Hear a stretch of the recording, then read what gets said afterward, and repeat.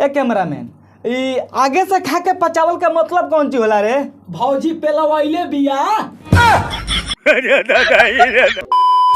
का हाल भाई लोग, उम्मीद बा अच्छा बोलो। और ये वीडियो हंसे और हंसावे खरी बना जाता, दिल दिमाग पर सीरियस में ना ले लो। और ये हटे ह्यूज कंटेंट क्रेजी बॉय के। तो चलते नहीं आज के वीडियो स्टार्ट करिए, बहुत मजा वाला बात। तो चलते नहीं वीडियो के स्टार्ट करिए।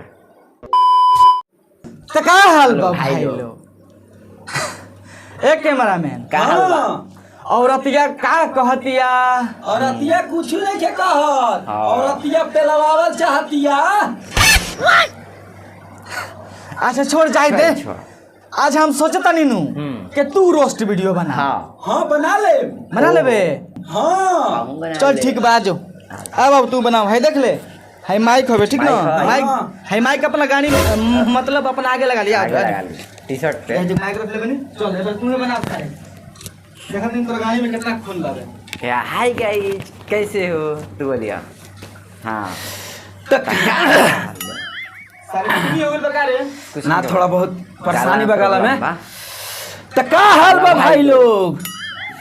मजा नहीं खावत पार्टनर चश्मा उस्मा बा? चश्मा चाहिए? हाँ हाँ चश्मा बाबे देता भाई। अरे हमरा लगे चश्मा के कमी ना रहे। कमी ना होला। क्या चश्मा बा? पार्टनर कैसा लौकता नी? एकदम आनर के 14 लेसा। भाग सारे वीडियो ना बना। सारे तू ही बना। सार रोस्टिंग करी हन। हां ई तो बात रहा एक लिए हमू चश्मा लगा के कैमरा देखली वाला कैसा रिकॉर्डिंग लौकता। करी खाली। हाँ ये कैमरामैन हाँ सरवा कैमरावा के ना बारे? आई हमर लड़वा के आगा बा। कितना अच्छा बात कहला कैमरामैन। तनी हेने आवत त आवा। हाँ आवा हेने बैठो, आगे बैठो बैठो।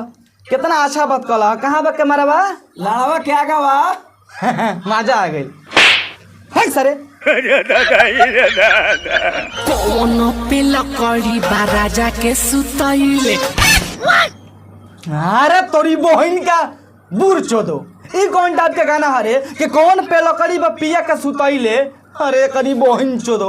जब तोनी के भोजपुरी में थनका से गाना कोई बसन त भोजपुरी के नाम रोशन होई न सरवा औरी डूबे। हमरा के ई बताओ सो तोनी के ना बताओ लोग के कौन पे लकड़ी। आज पे लकड़ी के ऊपर गाना आइल बा, काल जाके 14 कड़ी के ऊपर आई, परसों जाके करी बहन के 14 सन के ऊपर आई। कौन पे लकड़ी बा राजा के सुतैले। अरे सारे कैमरामैन साफ लड़चट हवे का रे? दोबारा गाना कहां ले बोले रे सरवा त? जल्दी हटाओ नहीं तो सरवा झाट झरक जे हमार। ते नाही पिया कबो संगवा रे। ए भौजी ई सरवा भैयावा के नु तोहरो से टाइट माल मिल गइल बावे, ओही से तारा लगे ई सुतत नहीं के। अब नु चू के चा ना होके के चाहिए, नहीं तो तारे बहिन चु तो ऐसन पेलम नु के पेल के मर जमौरी का। अरे भाई ए कैमरामैन ई गाना हटाओ भोसड़ी वाला। मतलब पार्टनर ई गाना हटा दे। मकई के खेत में बुला के लियोइले, चितपट को के आधा घंटा हिलोइले। अच्छा तो तहरा के मकई के खेत में बोला के आधा घंटा हिलैलस ना? मतलब भैया हिलैलस। एकर मतलब हिलावल इक्वल टू मुठ मारल। उहे न होई एकर पहुंच बा। और कौन चीज हो सकत आवे? भैया भौजी के बोला के पहले हिलैले होई, खड़ा भइली, ओकरा बाद गिरा देले होई। लहंगा उठा के यार बुलडोजर से मार दिया है। ए भौजी खाली भैया बुलडोजर से हरबे किया है ना? पेलबो किया है। अरे सारा बता नहीं, पटक पटक के पेला है। तू जाएगा माल पोछने के लिए।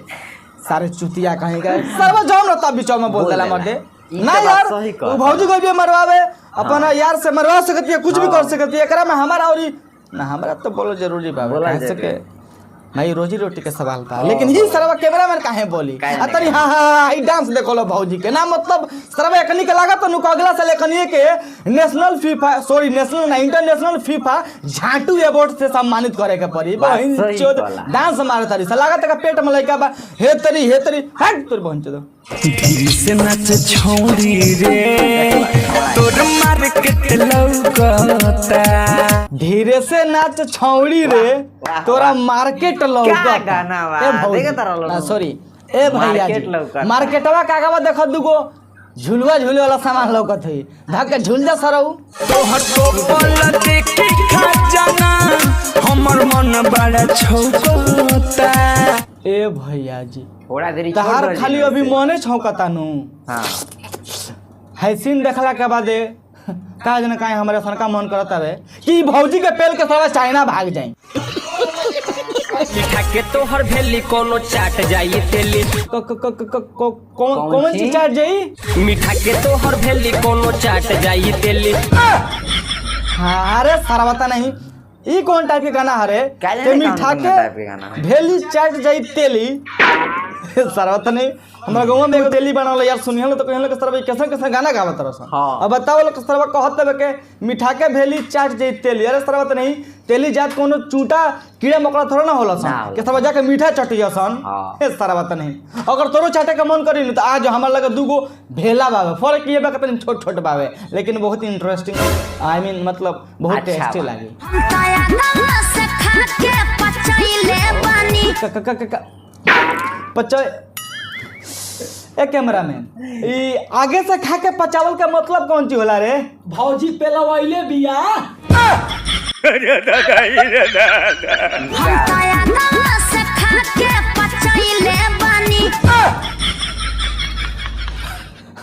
हाँ तो भाई लोग सच में भौजी के देख के लागत है कि भौजी बहुत पचैले हुई मतलब बात शरीर के सही मोटाई कहता देख के कदर का हमारा ऐसा का फील होता नु कि भौजी घोड़ों के ले ले हो मतलब बहुत औरो कुल मतलब समझ चलो यार औरो कुल के ले ले हो ठीक बावे हाँ हाँ हाँ गरीब वहीं चल रहा के कहती है कि आगवा से पचैले बानी तोरे वहीं तो सरा दे वहीं में क्या बात टिलुआ परवा दे पचैबे काहे तहरा भैया ला पिछवा बचैले बानी अब बतावल भैया ला भौजी अगिला से खूब लीले भैया ठीक नु आ पिछला बचैले भैया एकर मतलब उहे न हो गेल आगे खाई पीछे बचाए आ पीछे करीब पहुंच दो ए कैमरामैन ई गाना हटाओ रे ना त करीब पहुंच दो माई बहन के घर याद है मैकेनिक के हटाओ ई गाना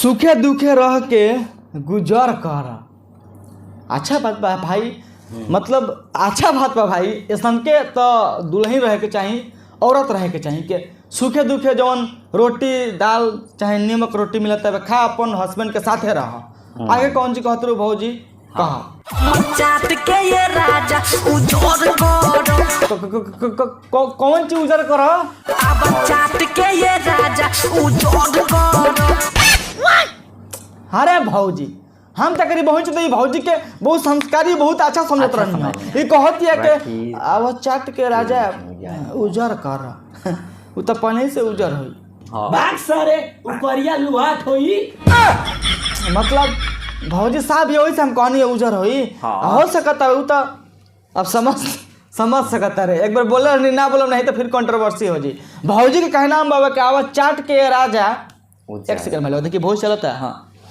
अब चाट के राजा उजर कर ए भौजी हम तो कहत नहीं कि पेलवाई के तू मर जाता बहन चोदो उजर कल्याण करो एबू ना रहे अब रहे, चाट रहे के रहे, राजा रहे। उजर कर भाग तोरी बहन चोदो ई कौन टाइप के गाना हरे के उजर कर दो हम तो बस ये सुन ले मैंने के पेल के गोड़िया उजर कर दे पेल नम उजर हो जेबा मार दम कला चट के उजर हो जेबा इस तरह चाट के उजर कल कौन ची होला रे अरे सारे लड़बक भौजियो ठलाली चाटे के बात कहतिया ओ हम देने का बूढ़ चाटे के कहती है